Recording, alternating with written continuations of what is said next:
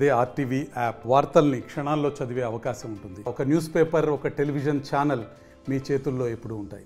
తొలి పూజలు అందుకునే గణపతి నవరాత్రి ఉత్సవాలకి రంగం సిద్ధమైంది.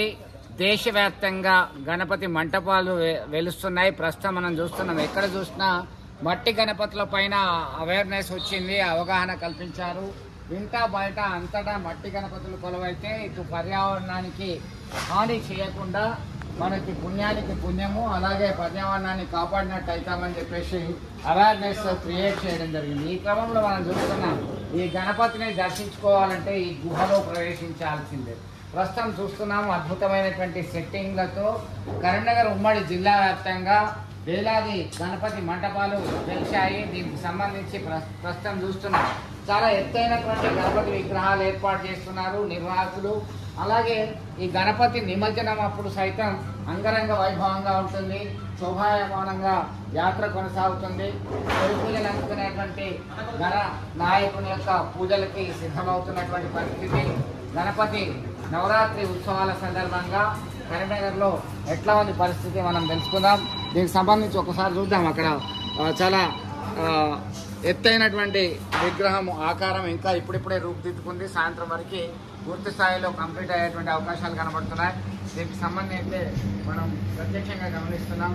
ఇది ఇలా గత చాలా సంవత్సరాలు గణపతి విగ్రహాలను ఏర్పాటు చేయడం, పర్టిక్యులర్గా మట్టి గణపతులను ఏర్పాటు చేయడం అనేది ప్రధానంగా గమనించవచ్చు. ఒకసారి తెలుసుకుందాం. దీనికి సంబంధించి గణపతి విగ్రహము ఎప్పటి నుంచి ఇక్కడ ఎస్టాబ్లిష్ చేస్తున్నారు, మట్టి గణపతి చేస్తున్నటువంటి పరిస్థితి నిర్వాహకులను అడిగి తెలుసుకుందాం. ఎప్పటి నుంచి గణపతి మండపం ఏర్పాటు చేస్తున్నారో ఎట్లా చూడవచ్చు? గత 35 సంవత్సరాల నుంచి విద్యానగర్ అండ్ వాణినగర్ కాలనీగా మార్చుకొని ఇక్కడ వినాయకుడిని ఏర్పాటు చేయడం, ఘనంగా నిర్వహించుకోవడం జరుగుతుంది. గత సంవత్సరం నుండి మట్టి వినాయకుడిని అంటే ప్రభుత్వము ప్రజల ఆకాంక్షల మేరకి మనము మట్టి గణపతిని ఇక్కడే తయారు చేయడం, మళ్ళీ ఎక్కడో బయట కాకుండా ఇక్కడే ఇదే మంటపం వేసి మట్టితో ఇక్కడ తయారు చేయడం, స్పెషల్గా చేయడం అనేది మేము అనవాయితీగా మొత్తం యువత అందరు కలిసి కాలనీ వాసులతో కలుపుకొని దీన్ని ఏర్పాటు చేయడం జరుగుతుంది. అదేవిధంగా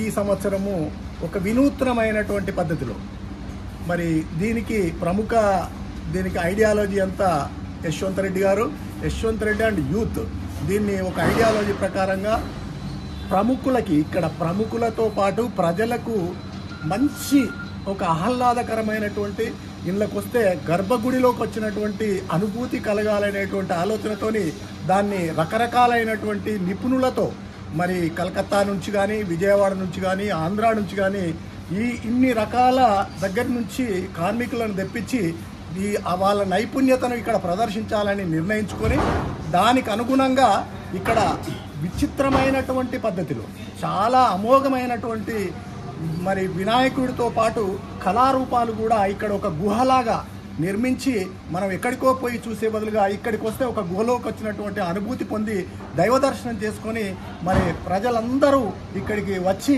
మరి ఈ దర్శనాన్ని చేసుకుంటారనేటువంటి ఆలోచనతోని ఒక ప్రత్యేకమైనటువంటి మరి మెరుగులు ఇంకా ఫైనల్గా దిద్దుతున్నాం. దీన్ని ఇంకా లైట్స్ కానీ ఇవన్నీ కానీ అరేంజ్మెంట్స్ చేసిన తర్వాత చాలా చక్కగా. మట్టి గణపతి వల్ల ఏంటి ఉపయోగాలు? మట్టి గణపతి చాలా ప్రయోజనాలు ఉంటున్నాయి. చాలా మంది కూడా ఈ మధ్య కాలంలో మట్టి గణపతి ఏర్పాటు చేస్తున్నటువంటి పరిస్థితి మనం గమనించవచ్చు. మట్టి గణపతిని పెట్టుకోవడం వల్ల వాతావరణ కాలుష్యం, నీటి కాలుష్యం, మరి ఇటువంటి వాతావరణ కాలుష్యాలను నిర్మూలించాలంటే దానికి మనం చేదోడు వాదోడుగా ఇటువంటి కార్యక్రమాలు రంగులతో పాటు మరి పక్షులు, మరి తర్వాతగా చేపలు కావచ్చు, పక్షులు కావచ్చు, గోవులు కావచ్చు, నానా రకాలైనటువంటివి మనం తీసుకొని పోయి చెరులో మనము నిమజ్జనం చేసినప్పుడు ఈ కలుషితమైనటువంటి మన ఈ రంగులతో మరి చాలా ఇబ్బందులు అవుతున్నాయి. కాబట్టి మట్టి గణపతిని పెట్టి మట్టి గణపతితో పాటు పూలతో తయారు చేసినటువంటి నేచురల్గా తయారు చేసినటువంటి రంగులు వేసి ఆ రంగులతో ఎలాంటి హాని జరగకుండా, పశుపక్షాదులకు ఎలాంటి హాని జరగకుండా మరి ఇటువంటి దాన్ని చేయాలనేటువంటి అందరి ఆకాంక్షల మేరకి మేము కూడా ఎందుకు చేయకూడదు, మేమే ముందుండి చేస్తే మనల్ని చూసి ఇంకా మిగతా వాళ్ళు చేస్తారనేటువంటి ఆలోచనతో ఇక్కడనే తయారు చేయించడం అనేది దాని ముఖ్య ఉద్దేశంగా పెట్టుకొని మట్టి గణపతిని తయారు చేయడం జరుగుతుంది. మీరు చెప్పండి, ఎట్లా భావిస్తున్నారు? ఇక్కడికి వచ్చినటువంటి పరిస్థితిలో ఆహ్లాదకరమైనటువంటి వాతావరణం కనబడుతుందా ఈ గణపతిని చూస్తే? ఇప్పుడు ఇక్కడ స్పెషల్గా ఏంటంటే ఇక్కడే ఒక గుహలాగా ఏర్పాటు చేసి దాదాపుగా ఉమ్మడి జిల్లా లెవెల్లో కూడా ఇట్లాంటి గుహను ఏర్పాటు చేసి ఈ విధంగా మట్టి వినాయకుని ఇక్కడనే స్థాపించి వెలిసినట్టుగా స్థాపించి తయారు చేయడం అనేది ఇది దాదాపుగా ఈ ఉమ్మడి జిల్లాలో ఇది ప్రథమం నేను అనుకుంటాను.